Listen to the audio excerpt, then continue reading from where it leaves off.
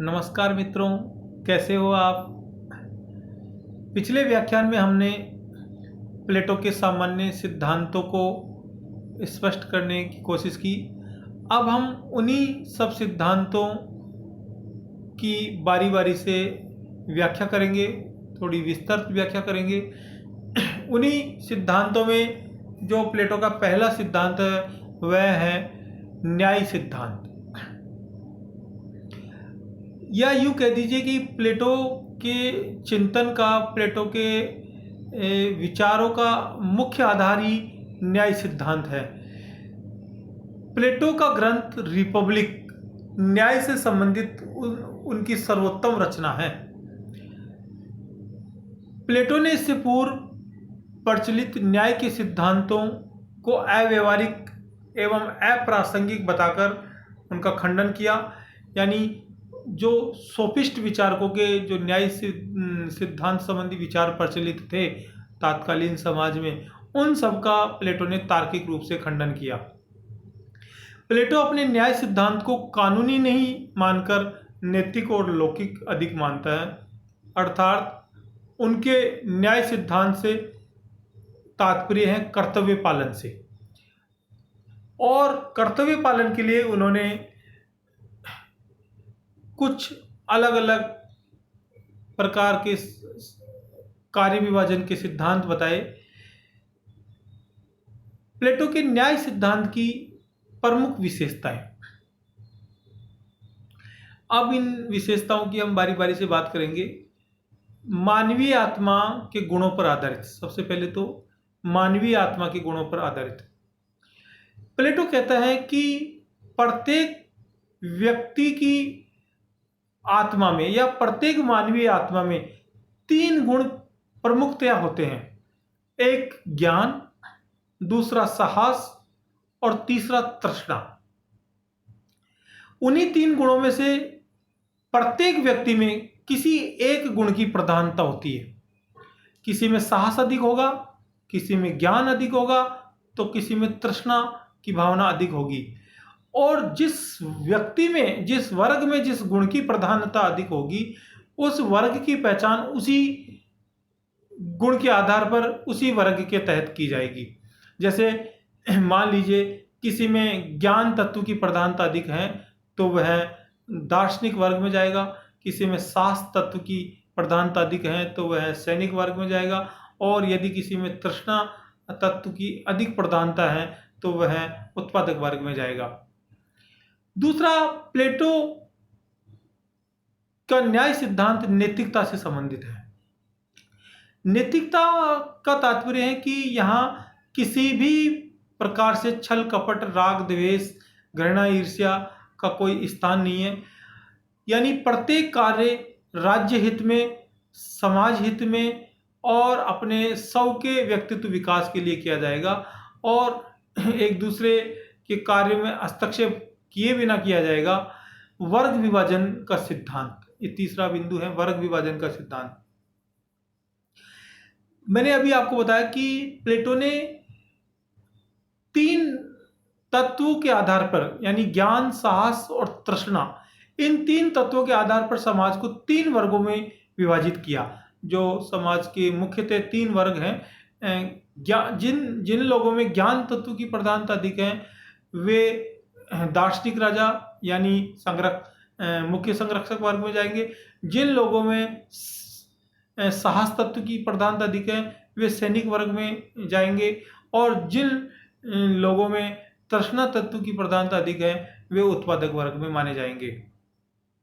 और इन तीनों का उन्होंने अलग अलग कार्य विभाजन किया है कि दार्शनिक राजा का काम होगा शासन करना, सैनिकों का काम होगा राज्य की सुरक्षा करना, और उत्पादक वर्ग का काम होगा इन दोनों संरक्षक वर्गों की सेवा करना और कृषि एवं पशुपालन का कार्य करना। ये मुख्यतः इनका काम बताया है, और इसी से जुड़ा है कर्तव्य पालन से संबंधित।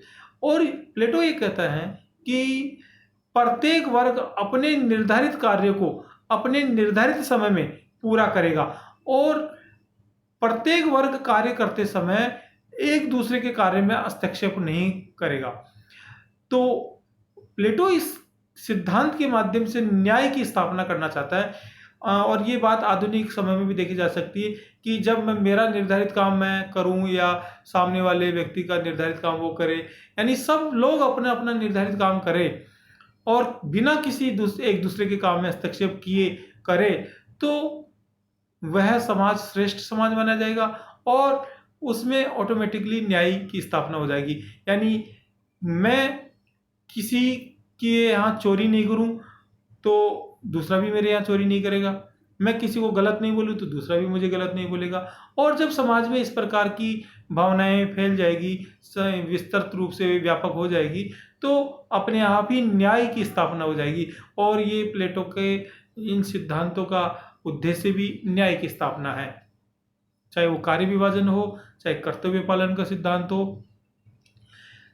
प्लेटो आगे कहता है दार्शनिक वर्ग को प्लेटो विशेष महत्व देता है। दार्शनिक वर्ग जो शासन सत्ता में महत्वपूर्ण भूमिका निभाते हैं उसको प्लेटो विशेष महत्व देता है। प्लेटो कहता है कि बहुत लंबी शिक्षा प्रणाली के बाद में जब कोई व्यक्ति बहुत सी परीक्षाओं को सफल करके जब कोई व्यक्ति दार्शनिक राजा बनेगा तो उसमें एक ज्ञान की ज्योति धधक रही होगी और वो बहुत प्रकांड विद्वान और पंडित होगा और वह सब प्रकार के राग द्वेष से ऊपर उठकर जनहित में और समाज हित में और राष्ट्र हित में कार्य करेगा। तो दार्शनिक वर्ग को वो विशेष महत्व देता है और बारी बारी से फिर तीनों वर्गों को वो देता है महत्व कि दार्शनिक वर्ग के बाद में सैनिक वर्ग और सैनिक वर्ग के बाद में उत्पादक वर्ग, लेकिन उत्पादक वर्ग को वह सबसे नीचे की श्रेणी में मानता है। शिक्षा एवं साम्यवाद का संगम। प्लेटो ने अपने न्याय सिद्धांत, मैंने आपको पहले भी बताया कि अपने न्याय सिद्धांत को प्राप्त करने के लिए, न्याय सिद्धांत की स्थापना के लिए उन्होंने दो आधार स्तंभ अपने सिद्धांतों में रखे, अपने दर्शन में रखे। एक तो शिक्षा व्यवस्था और दूसरा साम्यवाद। और शिक्षा में मैंने आपको बताया था कि सैद्धांतिक शिक्षा और व्यवहारिक शिक्षा। सैद्धांतिक शिक्षा में भी प्रारंभिक शिक्षा और उच्च शिक्षा और व्यवहारिक शिक्षा तो है ही जो निरंतर जीवन पर्यंत चलती रहती है। और साम्यवाद में दो प्रकार के साम्यवाद की बात प्लेटो करता है, पहला संपत्ति का साम्यवाद और दूसरा परिवार का साम्यवाद। इसकी चर्चा आगे भी हम करेंगे। प्लेटो के अनुसार राज्य का निर्माण वृक्षों, चट्टानों और पहाड़ियों से नहीं हुआ, अपितु राज्य का निर्माण मानव के माध्यम से हुआ है।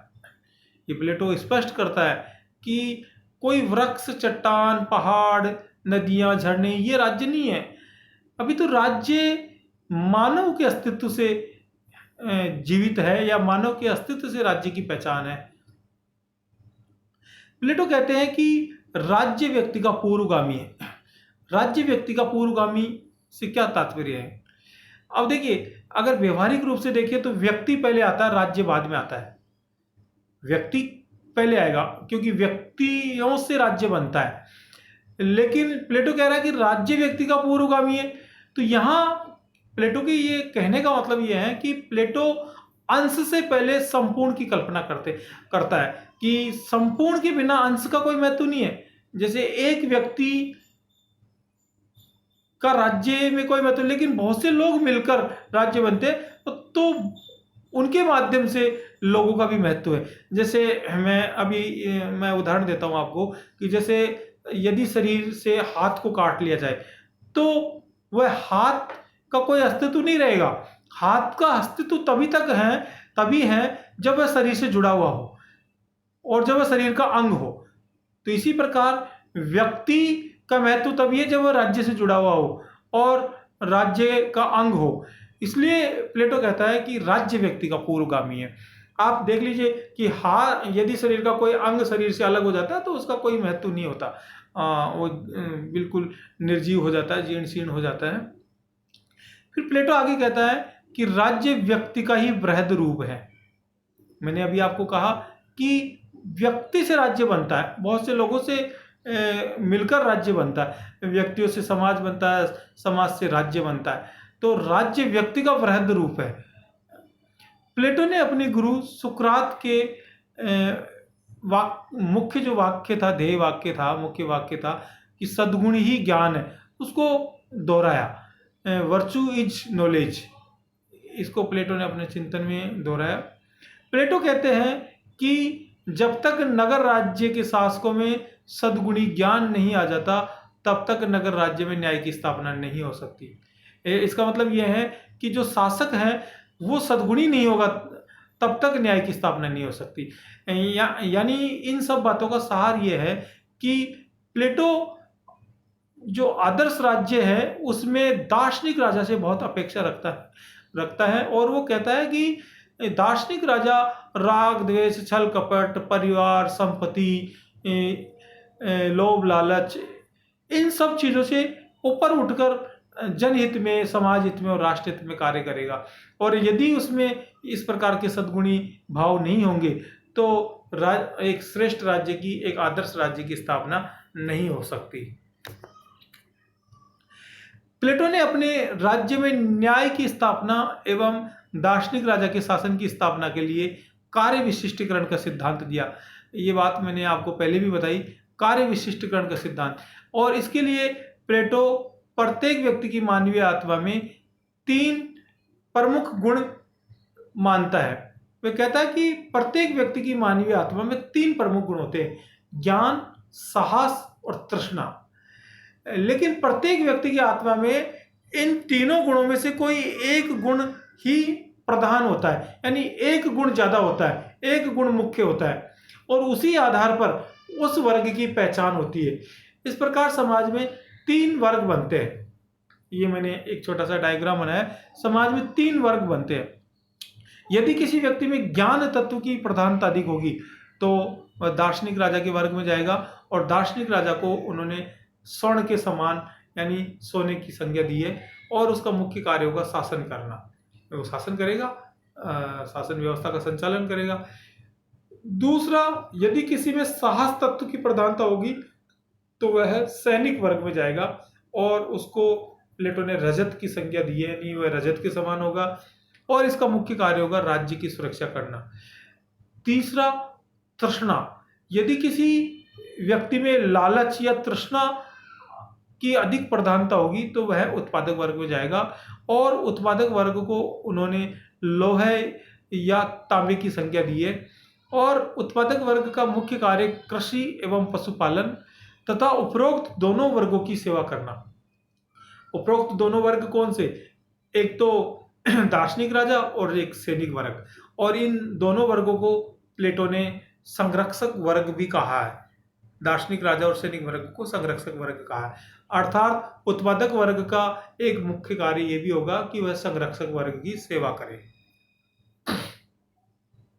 अब प्लेटो के न्याय सिद्धांत की आलोचना भी होती है। बहुत सी बार आपने देखा होगा कि प्लेटो का न्याय सिद्धांत इतना अच्छा भी नहीं है। बहुत से विद्वान व्यक्ति इसकी आलोचना करते हैं, लेकिन फिर भी प्लेटो ने एक श्रेष्ठ न्याय सिद्धांत देने की कोशिश की। आलोचनाएं तो खैर होती रहती हैं। तो कुछ प्रमुख आलोचनाएं हैं।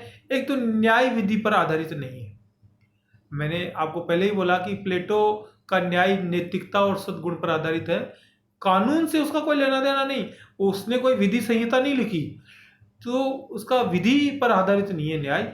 उसका आत्मिक नैतिकता, आत्मिक सद्गुण पर आधारित है उनका न्याय सिद्धांत। प्लेटो कहता है कि समाज में 3 ही वर्ग होते हैं, लेकिन यहाँ ये तर्क दिया जाता है कि समाज में 3 ही वर्ग नहीं होते, समाज तो बहुत से वर्गों से मिलकर बनता है। और उन्होंने दार्शनिक राजा, सैनिक और उत्पादक वर्ग तक सीमित रखा समाज को, जबकि इनके बीच में भी कई वर्ग ऐसे होते हैं और कई बार तो एक ही वर्ग 2 प्रकार के कार्य या 2 प्रकार के क्रियाओं में संलग्न रहता है। कि कोई व्यक्ति एक साथ साहसी भी हो सकता है और कोई व्यक्ति एक साथ सेवाभावी भी हो सकता है। कोई व्यक्ति एक साथ ज्ञानी भी हो सकता है तो कोई व्यक्ति एक साथ साहसी भी हो सकता है। तो ये जो 3 वर्ग प्लेटो बताता है समाज में, ये अप्रासंगिक है, अतार्किक है, अव्यवहारिक है। तीसरा, प्लेटो का कार्य विभाजन अप्रासंगिक। मैंने अभी आपको बताया कि जरूरी नहीं कि जिसमें ज्ञान तत्व की प्रधानता हो वो शासन ही करे, और जरूरी नहीं जिसमें साहस तत्व की प्रधानता हो वो राज्य की सुरक्षा का ही कार्य करे। जिसमें साहस तत्व की प्रधानता हो सकता है वह उत्पादन का कार्य बहुत श्रेष्ठ तरीके से कर सकता है, और जिसमें उत्पादन के कार्य में क्रियाशील रहने की क्षमता है तो हो सकता है वह साहसपूर्ण कार्य भी कर जाए। और कई बार आपने देखा होगा कि ज्ञानी व्यक्ति भी साहसी होना बहुत जरूरी है। अगर केवल ज्ञान तत्व है तो उससे काम नहीं चलेगा। जैसे आत्म सुरक्षा की कई बात आएगी तो ज्ञान काम नहीं आएगा, वहाँ साहस की जरूरत पड़ेगी। और जब आप लोगों की आर्थिक स्थिति जब खराब हो जाती है तो उस समय आपका ज्ञान तत्व के साथ साथ आप लोगों का उत्पादन वर्ग का जो एक कार्य करने की एक भावना, एक तृष्णा, एक लगन, वो भी बहुत जरूरी होती है। फिर प्लेटो के लिए कहा जाता है कि उन्होंने सामाजिक न्याय की उपेक्षा की। प्लेटो तीनों वर्गों का अलग अलग कार्य विभाजन करता है और बहुत से कार्य इसमें छूट जाते हैं। केवल सेवा करना या केवल राज्य की सुरक्षा करना या केवल राज्य का संचालन करना ही कार्य नहीं होता। इसके अलावा भी सैकड़ों विनिर्माण संबंधी कार्य, इसके अलावा भी सैकड़ों आंतरिक सुरक्षा से संबंधित कार्य, इसके अलावा भी सैकड़ों व्यवहारिक ज्ञान से संबंधित या व्यवहारिक क्रियाओं से संबंधित कार्य होते हैं। तो उनकी प्लेटो ने अपने सिद्धांतों में, अपने विचारों में उपेक्षा की है और व्यक्तिगत अधिकारों की उपेक्षा की है। अभी मैंने आपको बताया ना कि जिसमें साहस तत्व की प्रधानता अधिक हो तो क्या उसमें ज्ञान नहीं होगा, और ज्ञान यदि होगा उसमें तो क्या वह राजा नहीं बन सकता, क्या वह दार्शनिक शासक नहीं बन सकता? उसको दार्शनिक शासक बनने का हक होना चाहिए। जिसमें उत्पादन करने की क्षमता हो तो बिना ज्ञान के उत्पादन नहीं हो सकता। आप किसी भी प्रकार का, जैसे मान लो मकान निर्माण का कार्य भी अगर कोई व्यक्ति कर रहा है तो मकान निर्माण में भी ज्ञान की आवश्यकता तो होगी, वरना तो दीवारें टेढ़ी वेढ़ी कर देगा वो। तो उसमें अगर ज्ञान तत्व की प्रधानता है तो फिर वह उत्पादक वर्ग में क्यों रहे, वह दार्शनिक राजा भी बन सकता है और वह सैनिक वर्ग में भी शामिल हो सकता है। जिस प्रकार की सोसाइटी आज है, आज तो इस समय तो आपने देखा होगा जाति बंधनों से भी, वर्ण व्यवस्था से भी परे एक खुली व्यवस्था समाज में प्रचलित है, जिसमें हर व्यक्ति अपनी योग्यता के अनुसार हर प्रकार का कार्य कर सकता है और हर प्रकार का कार्य करने की उसको छूट है। तो यहाँ प्लेटो ने अपने सिद्धांतों में व्यक्तिगत अधिकारों की उपेक्षा की है। अगला, दार्शनिक राजा को अधिक शक्ति सौंपना निरंकुशता का प्रतीक। प्लेटो अपने आदर्श राज्य में सबसे शीर्ष पर दार्शनिक राजा को रखता है और राज्य की संपूर्ण शक्ति का केंद्र दार्शनिक राजा को वह मानता है। लेकिन प्लेटो ये भूल जाता है कि जब सारे राज्य की समस्त सत्ता दार्शनिक राजा को सौंप दी जाएगी तो वह कभी निरंकुश भी हो सकता है और वह राज्य की व्यवस्था को छिन्न भिन्न भी कर सकता है। तो मेरा कहने का मतलब यह है कि किसी भी वर्ग को, चाहे वो दार्शनिक राजा हो, चाहे सैनिक वर्ग हो, चाहे उत्पादक वर्ग हो, चाहे और कोई सामान्य वर्ग हो, किसी भी वर्ग को अधिक शक्ति सौंपना या शक्ति का केंद्र बनाना निरंकुशता का प्रतीक है और इसके कभी दुष्परिणाम देखने को मिल सकते हैं। तो ये जो प्लेटो ने जो सिद्धांत दिया, इसकी बात अपन ने यहाँ की। दार्शनिक राजा की और भी कई प्रकार की आलोचना यहाँ होती है, उसकी आगे चर्चा करेंगे अपन।